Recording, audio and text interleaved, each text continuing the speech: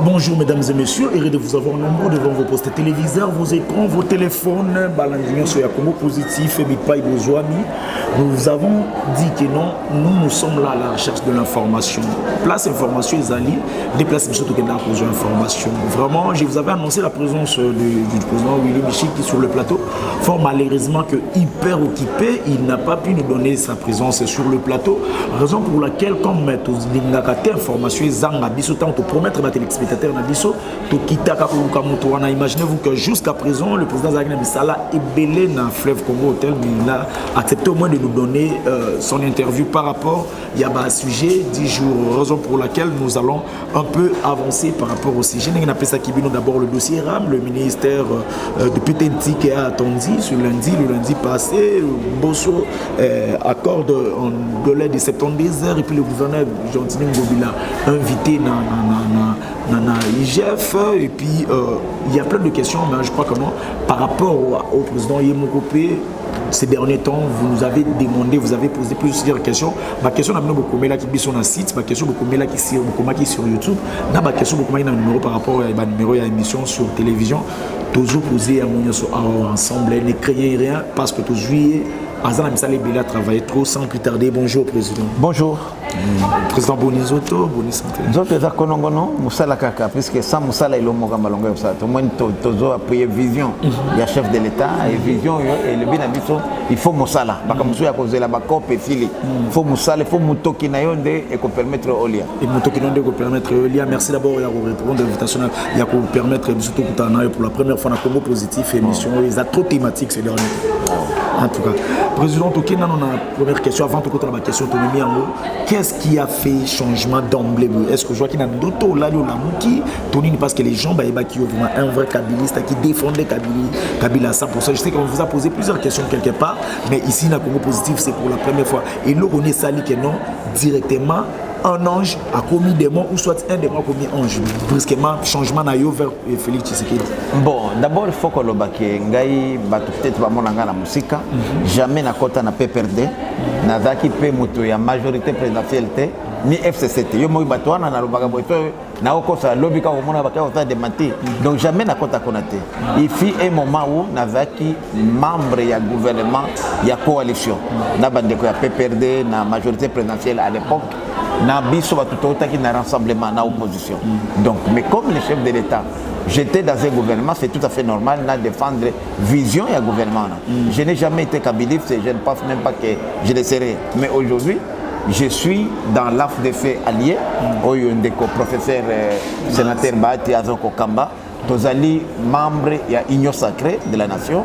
Et c'est à ce titre-là que nous allons soutenir vision à Tata Mokonzi Oyo à Pesaki à travers le discours naé il y a le 6 décembre l'année passée. Demain ou après-demain, vous ne que nous allons soutenir l'Union sacrée net sur le régime passé? Non, c'est-à-dire que le régime passé, dans un gouvernement, si tu es membre d'un gouvernement, tu la boucles. Ce que tu as obimi ou démissionné au lobby. C'est tout à fait normal que le ministre a soutenu le gouvernement, mais je n'étais pas kabiliste. Non, pas du tout. Je n'étais pas même dans son parti politique PPRD ou majorité plateforme de Bango de l'époque majorité présidentielle. Jamais n'a comme Akuna. Mais awa nazali na majorité à Union sacrée na AFDF allié.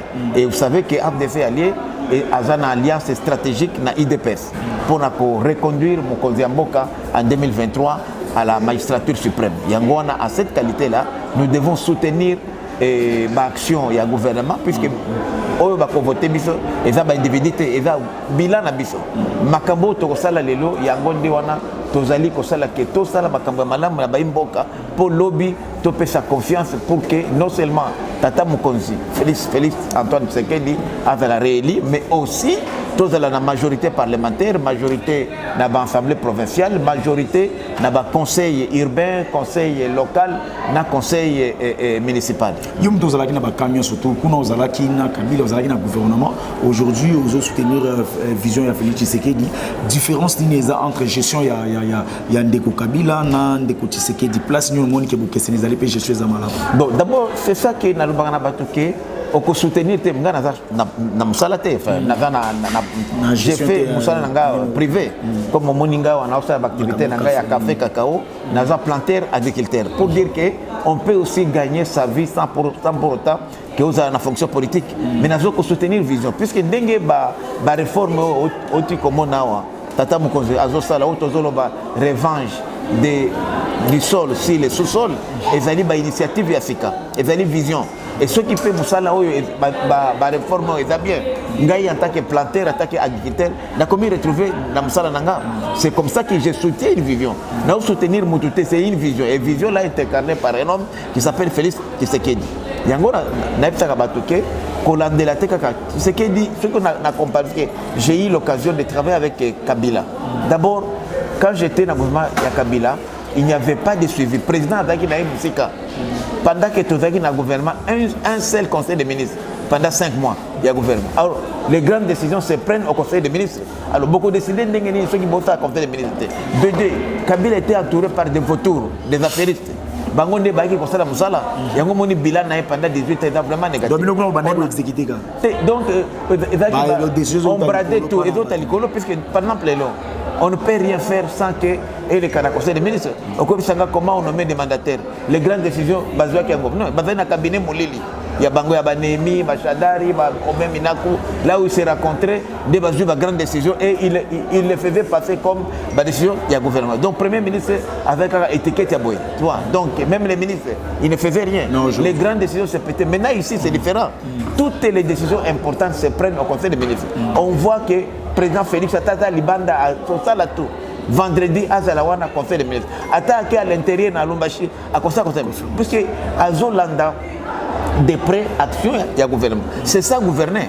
Donc, même au sentir paix, comme il est au moins le IGF est dans le Kawana Bandakala. Mais pourquoi IGF a abandonné la Moussalate? Alors que IGF na Mibeko ya Biso ya Mamboka est rattaché à la présidence. Donc ça dépend de la président qui utilise IGF. IGF a été bois et à Mukonzi.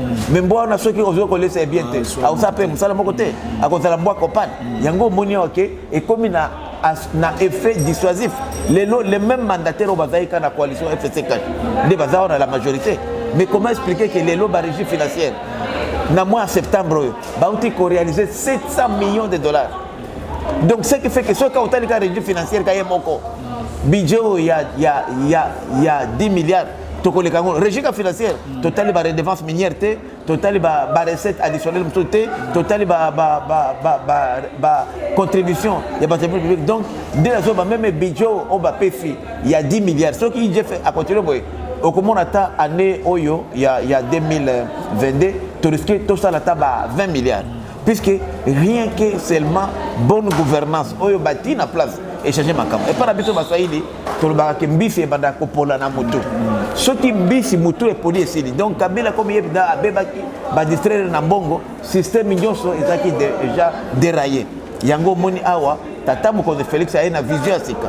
Batuka Kobanga, Yemoko Alobimbo, IGF la pression Makokimo. C'est vrai que IGF il ne faut pas déborder. Il faut que IGF a évité bas scoop moko, bas déclaration moko sensationnelle. C'est-à-dire que ceux qui sont réellement na faute, il faut qu'on l'endelaye. Mais dès dans lobby que vision oyo ya Tata Mukonzi, il y a bonne gouvernance. Des socles, il y a Makabounyos. Vision de Nino. Batubazo le baos, Batuni na Nino sacré, ou vision. So Batuni vision nini, il y a Mukonzi Amboga. Dekonanga, yo kangana résumé vision ango. Ce qui balobi bonne gouvernance. C'est le respect d'abord des biens publics. C'est respect à la loi. Oh, ils allaient quitter. La bonne gouvernance résume tout. Corruption, exacte, bagabégie financière, détournement, donc bon, escroquerie ou escroquerie et l'organité. Oui, c'est-à-dire que Baram, par exemple, si la taxe RAM est illégale, on supprime. On sent même aujourd'hui, est-ce que Ere Kabila, on pouvait encore battre la majorité, battre l'union sacrée dans le Parlement, qu'on bête la c'était. Or, on est d'accord. Oui, c'est tout. Ah ouais, le Monique Parlement comme il est. Même bino moko gouvernement na bino ba ministre na bino so ba keka boye besoin attaquer bango. C'est ça dans le que c'est ça la bonne gouvernance et dans la colère. Na lo baka depuis kala ke besoin engorger mambo belé na tout mboka oyo ezalika na besoin ya biloko mibale. Leadership exemplaire au sommet de l'État, mutu moko aza na vision. Et deuxième chose, bonne gouvernance. Les deux là déjà éco-changé ma campagne. Donc d'ici 10 ans, Mboka Oyo RDC avec bonne gouvernance au Tata Mukonzi Ayenango, na leadership nae, tout ça on a besoin de la Banque mondiale, la FMI, il y a BAD de Wanate, puisque mon sol les alliés, tout ça na mon sol biso mon. Talaka moko combien de millions baïba.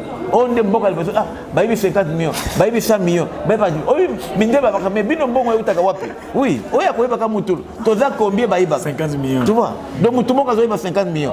Et là bon ba commission na outil de Kosango azolo ba de Kogonda azoli commission il y a 50 millions. C'est quoi Bagonda baza combien? Commission kaka ezaka. Donc mboko ezana mboko ebele. C'est pourquoi maintenant aujourd'hui politique ya sika ezali kaka bambongo na nyose ebandoko kozala dilapider kokota na ba poche ya batu ba localiser ba orienter yango ba canaliser yango vers trésor public vers ba recette à l'État et c'est fini.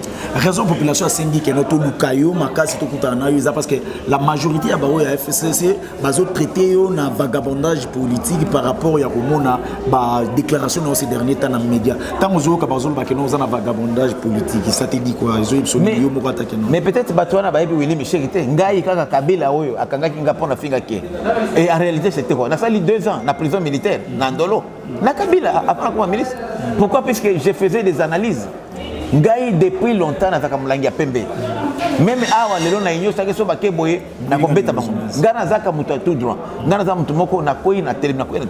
Peut-être les gens me comprennent. Soki peza makambo ya malamu na kokomisa ngo. Soki za makambo ya mabe na ko dénoncer yango. Do batonde ba yebi vision na ngai te. Puisque ngana za mulangi ya pembe.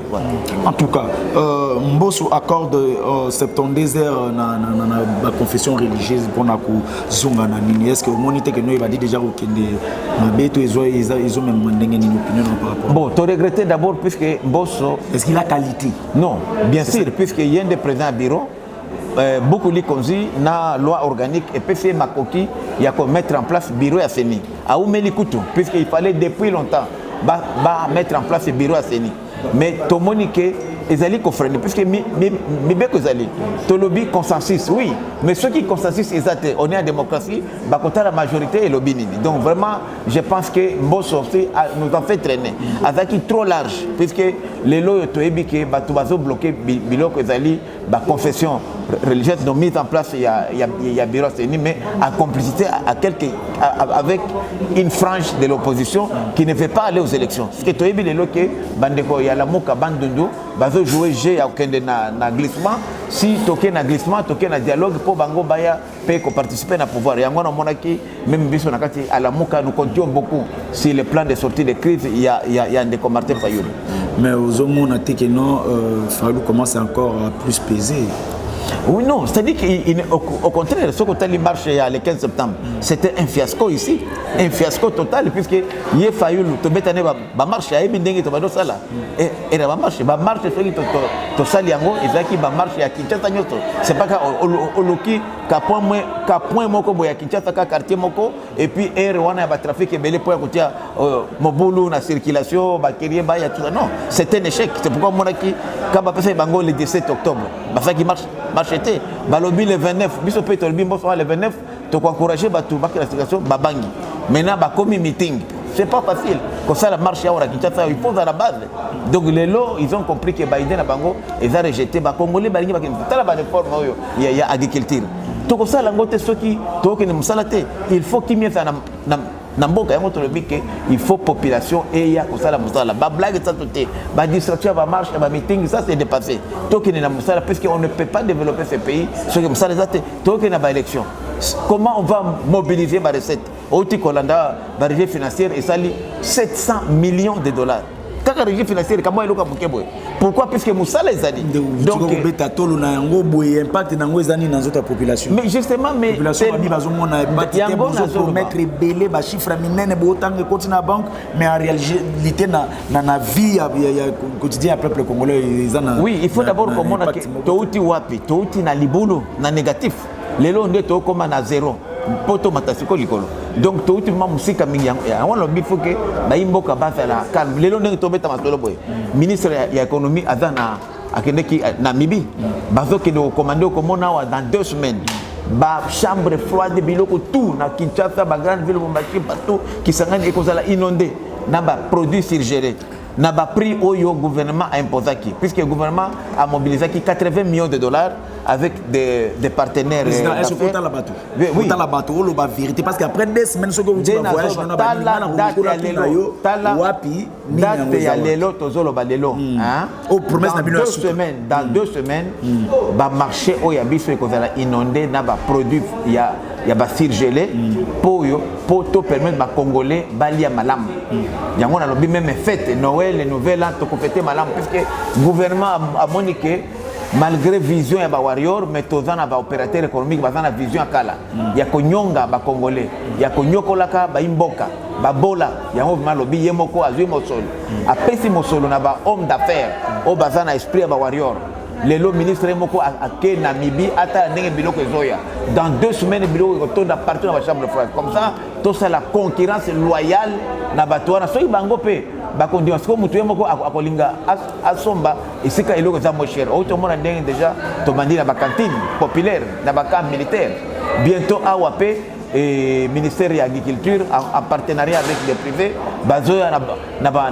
ndoka kwa na balobia no ba détournaki na ministère de l'agriculture 2.2 millions non c'est pas ça ba signer partenariat na privé pour zoka masango na nani aya nango bientôt awa tozana 60 000 tonnes ya masango ekoya awa non 60 000 sacs ya masango ekoya nous avons fiti nous le belaka fiti mais non parce que pourquoi pas lui promettre pour peuple congolais bozilaka il comme ngoi komi ça les mimba monde boye biso to tala na minute to tieni kambobo au lieu que no promettre ministre de l'agriculture azo sala musala ezaba azo sala wana eza annonce sinon ko tala siko so ekoya te mosole bimaki ba pesi partenaire privé pour ava biloko donc nakanisi que bonne intention ezali yango na tolo bana OK vision wana ya chef de l'état ozolo ba de yango biloko todo monde est-ce que na mboka oyo si omona billet avion ekiti ngai tina komi mobange boye bala liboso ata na poto tufana na poto jamais na mona billet avion ekiti awo komona pe biloko pe ezokita donc stabilité donc Congo ezali kokoma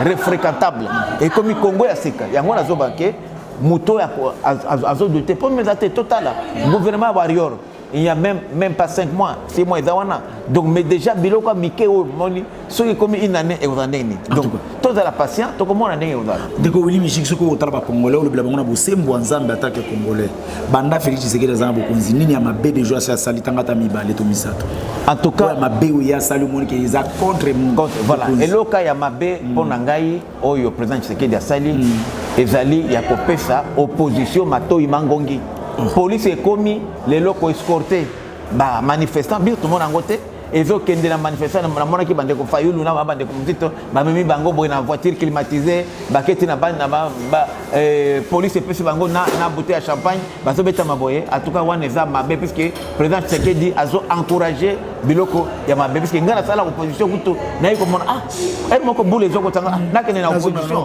opposition et comme elenge comme bien bazo escorter yo biso zela ki osali manifestation ba izuyo ba longolo na mutuka na yo ba nyati yo na mutuka ya police OK na bureau police ba verbaliser ndio batiki ya mabe ngwana ya liboso ya mibale ezali le fait que laisser aller paix et comme trop président azoko ko trop large na bato ba vraiment au monde ndenge ba libérer ki lelo ba date il n'y a plus de prisonniers politiques na bakacho mais le président a commis bato finga et atika bango boye non le président c'est une institution beaucoup lui conduit et lobby la personne du chef de l'état est irréprochable donc qui lelo ko finga président de la République té mais na moni ba fayulu comme ko finga neti mona muke azotera de biloko mibale ya mabe onga na moni oh moni pas président et pas président Tshisekedi to tengi vraiment abongisa biloko na po toza vraiment malamu té ya malamu nini ya Kabila mibale oyo moni atango bozalaka na bon Kabila en tout cas eloko ya malamu atika laisser aller na ba congolais ba kene komela mafanga basala kindumba oui ya malamu